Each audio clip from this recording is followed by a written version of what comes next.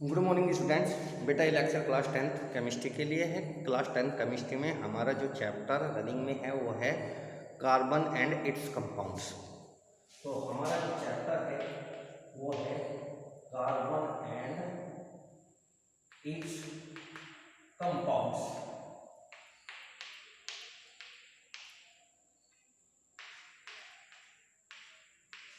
Carbon and it's compounds, ठीक। तो जो प्रीवियस लेक्चर में लास्ट टॉपिक था वो था हमारा एलोट्रोपी। तो एक बार मैं फिर आप लोगों को एलोट्रोपी रिवाइज कराता हूँ, फिर आगे की तरफ चलते हैं। एलोट्रोपी,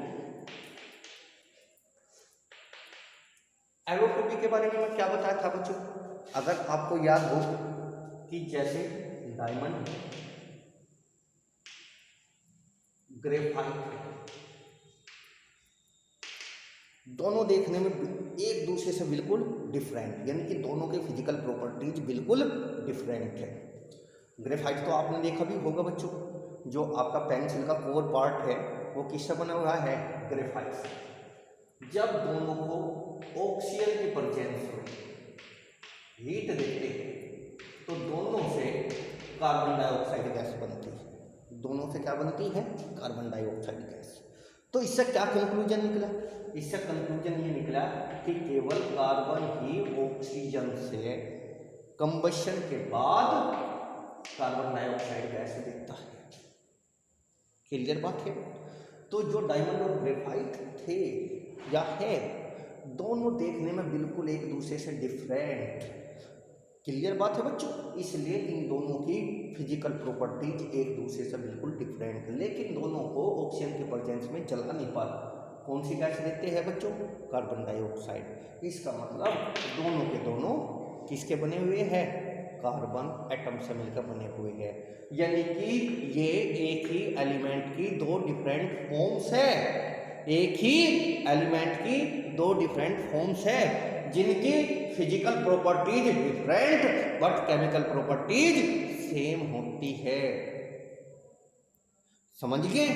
यानी कि डायमंड और ग्रेफाइट दोनों देखने में अलग अलग है, तो इसका मतलब इनकी फिजिकल प्रॉपर्टीज बिल्कुल अलग है। और क्योंकि दोनों जलने पर CO2 गैस दे रहे हैं, इसका मतलब एक ही एलिमेंट की डिफरेंट फॉर्म है जिनकी केमिकल प्रॉपर्टीज सेम है। तो अब आते हैं एलोट्रोपी क्या होती है। एक ही एलिमेंट की डिफरेंट फॉर्म्स जिनकी फिजिकल प्रॉपर्टीज डिफरेंट लेकिन केमिकल प्रॉपर्टीज सेम, उन्हें कहते हैं एलोटोप्स।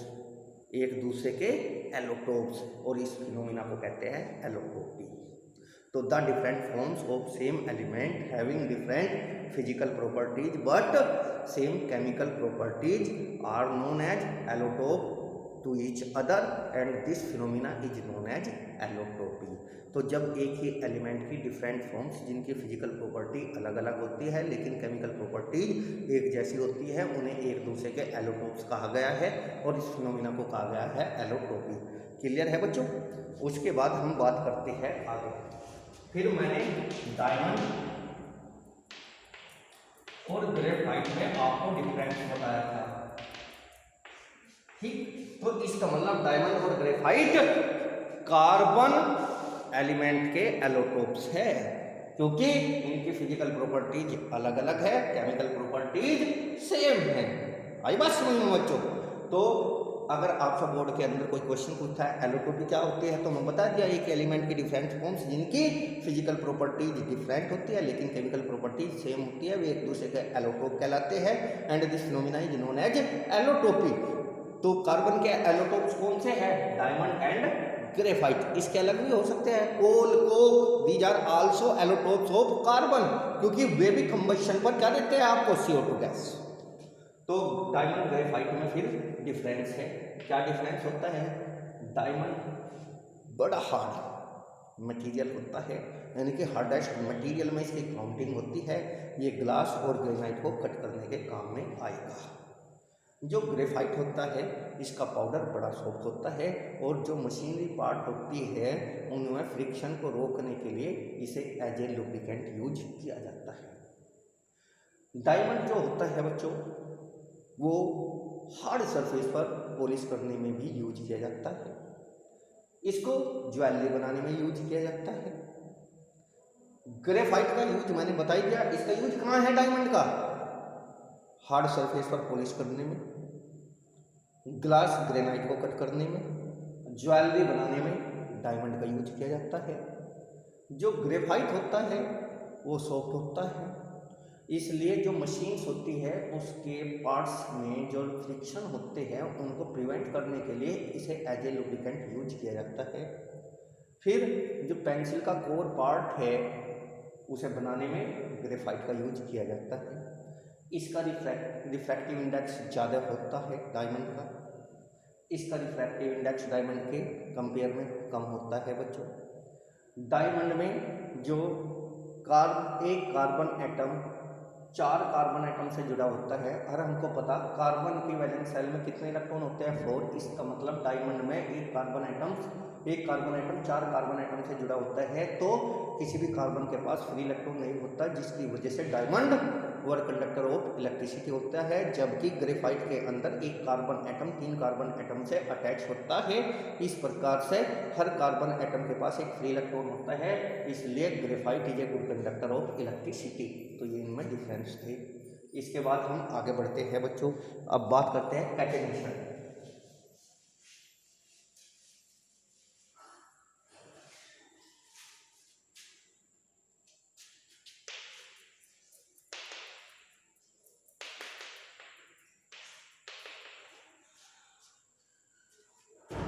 कैटेनेशन क्या होता है बच्चों?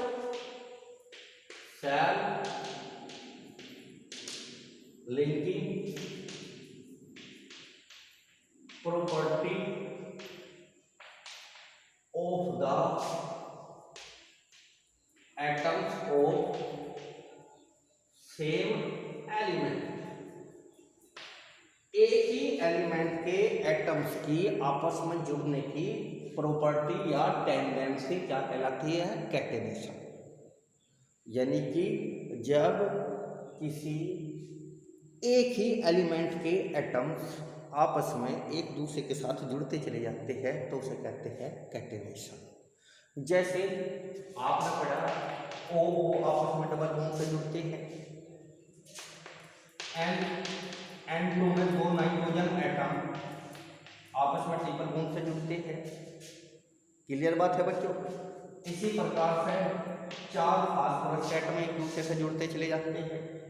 अगर इनकी स्ट्रक्चर की बात करें, ये आपके सिलेबस में नहीं है लेकिन फिर भी मैं बता रहा हूँ, इस तरीके से ये जुड़ते हैं, इस तरीके से ये एक दूसरे से जुड़े हुए रहते हैं। इसी प्रकार से सल्फर के 8 एटम्स आपस में एक दूसरे से जुड़े हुए रहते हैं।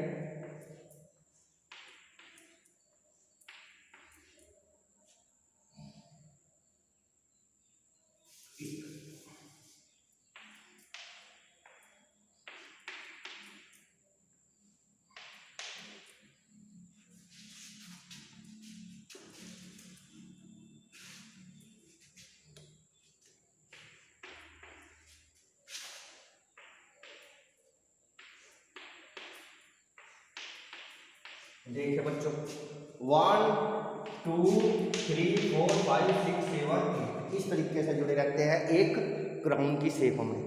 तो ऑक्सीजन के 2 एटम एक दूसरे से जुड़े रहते हैं O2 में, N2 में नाइट्रोजन के 2 एटम एक दूसरे से जुड़े रहते हैं, फास्फोरस P4 में 4 एटम्स एक दूसरे से जुड़े रहते हैं, सल्फर में 8 एटम्स एक दूसरे से जुड़े रहते हैं। तो यहाँ पर एक ही एलिमेंट के 4 एटम्स एक साथ जुड़े हुए हैं, यहाँ पर एक ही एलिमेंट के 8 एटम्स एक दूसरे से जुड़े हुए हैं, यहाँ पर एक ही एलिमेंट के 2 एटम्स एक दूसरे से जुड़े हुए हैं, यहाँ पर भी एक ही एलिमेंट के 2 एटम्स आपस में एक दूसरे से जुड़े हुए हैं। तो इस प्रकार से सेम एलिमेंट के एटम्स का आपस में लिंक्ड होना क्या कहलाता है बच्चों? कैटेनेशन। लेकिन हमें इनसे मतलब नहीं है, हमें मतलब है किससे? कार्बन से। तो ये तो मैं आपको समझाया केवल। तो अब हम पढ़ते हैं कैटेनेशन इन कार्बन। कार्बन होते हैं बच्चों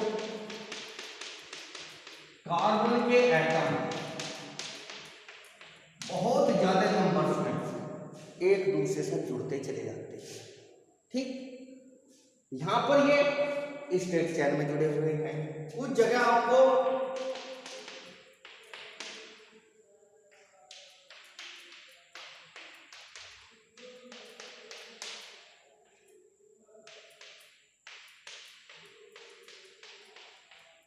इस तरीके से जुड़े मिलेंगे। ये तो होती है स्ट्रेट चेन और ये होती है साइड चेन। ये क्या होती है? Side chain. तो यहाँ पर तो स्ट्रेट चेन में जुड़े हुए हैं और यहाँ पर स्ट्रेट चेन के साथ साथ वे साइड में भी जुड़े हुए हैं।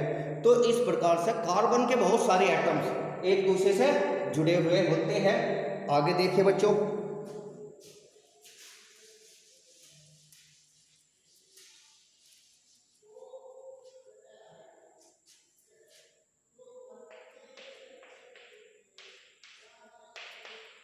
इस तरीके से भी रिंग की फॉर्म में जुड़ते हैं या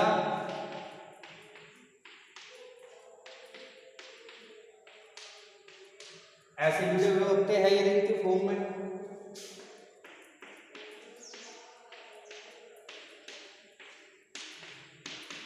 तो यानी कि जो कार्बन के एटम्स है एक दूसरे से स्टेट चेन में भी जुड़ सकते हैं। स्टेट चेन के साथ साथ वे साइड चेन भी बना सकते हैं।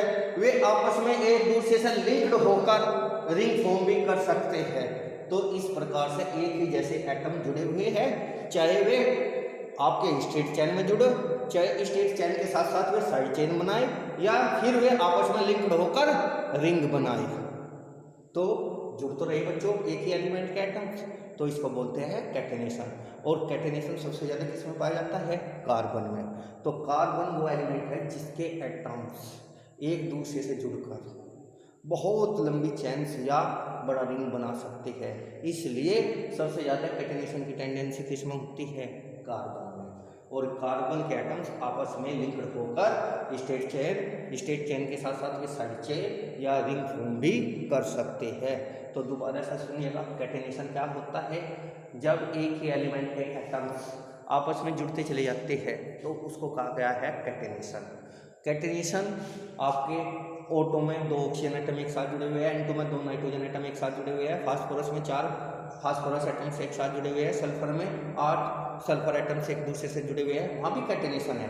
लेकिन जो कार्बन एटम्स है या जो कार्बन एलिमेंट है उनके एटम्स आपस में जुड़कर, ठीक बच्चों, स्टेट चेन या स्टेट चेन के साथ साथ वे ब्रांच या फिर रिंग में बहुत सारे नंबर्स में जुड़ सकते हैं। इसलिए हम कहते हैं कि सबसे ज़्यादा कैटेनेशन किसमें होता है? कार्बन में। क्लियर होगी बच्चों बात? अब आगे की तरफ बढ़ते हैं।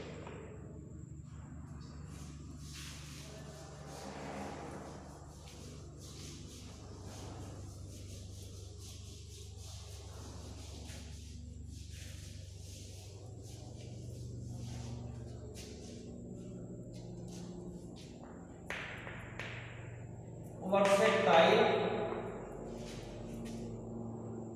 नेचर ऑफ ऑर्गेनिक या कार्बन कंपाउंड्स कर दो, कार्बन कंपाउंड्स, ठीक, जिन्हें बाद में हम ऑर्गेनिक कंपाउंड्स भी कहेंगे।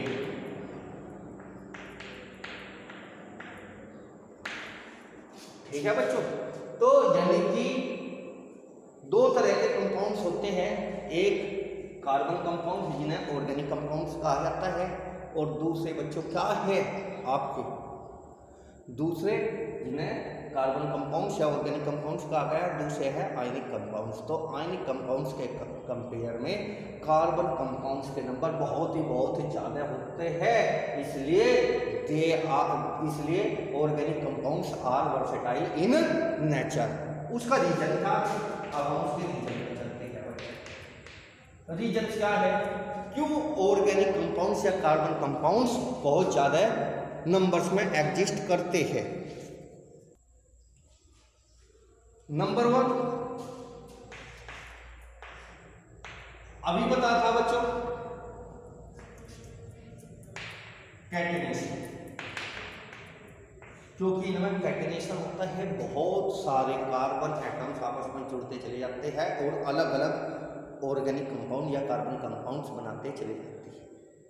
दो कार्बन एटम्स भी आपस में जुड़ सकते हैं, 3 भी, 4 भी, 5 भी and so on.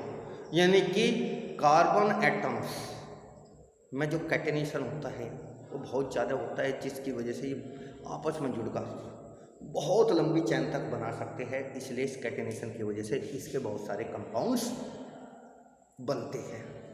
Second, tetravalency. Tetra का मतलब होता है 4। कार्बन की 4 वैलेंसी होती है, क्योंकि हमें पता है कार्बन का एटॉमिक नंबर 6 होता है, 4 आउट ऑफ 7 में कितने इलेक्ट्रॉन है? 4। तो कार्बन की वैलेंसी कितनी है? 4।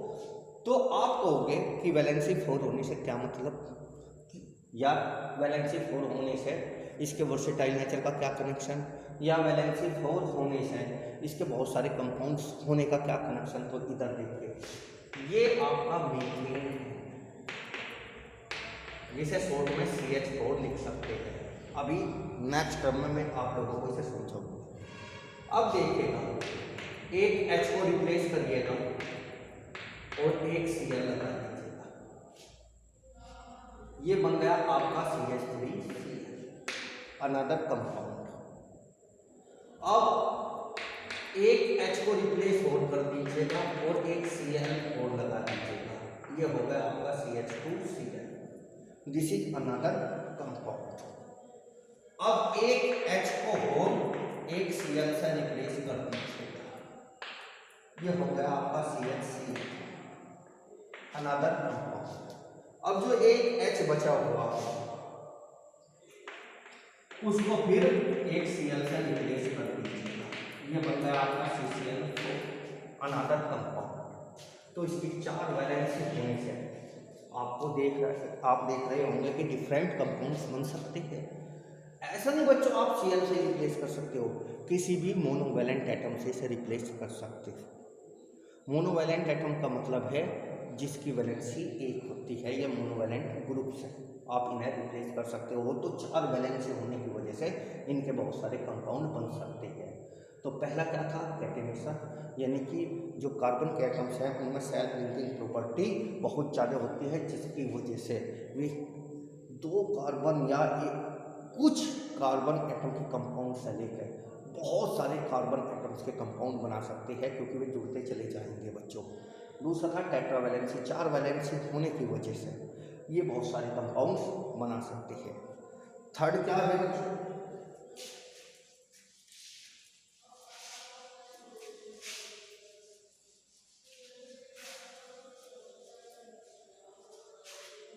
आइसोमेरिक।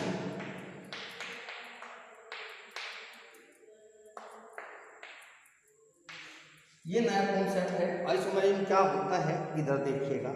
वैसे तो मैं ये तुम्हें बाद में और डिटेल में समझाऊंगा, लेकिन फिलहाल यहाँ देख लीजिएगा। ये है आपका C2H5OH, दिस इज एल्कोहल। ये एल्कोहल होता है, बाद में बात करेंगे बच्चों इसकी। एक होता है CH3OCH3, दिस इज ईथर। अब देखिएगा इसमें कार्बन कितने हैं? 2, हाइड्रोजन टोटल कितने हैं? 5 और 1 6, और ऑक्सीजन 1। ये तो कहलाता है स्ट्रक्चरल फॉर्मूला, ये कहलाता है मॉलिक्यूलर फॉर्मूला। तो this is C2H5OH, this is alcohol, और इसका मॉलिक्यूलर फॉर्मूला है C2H6O।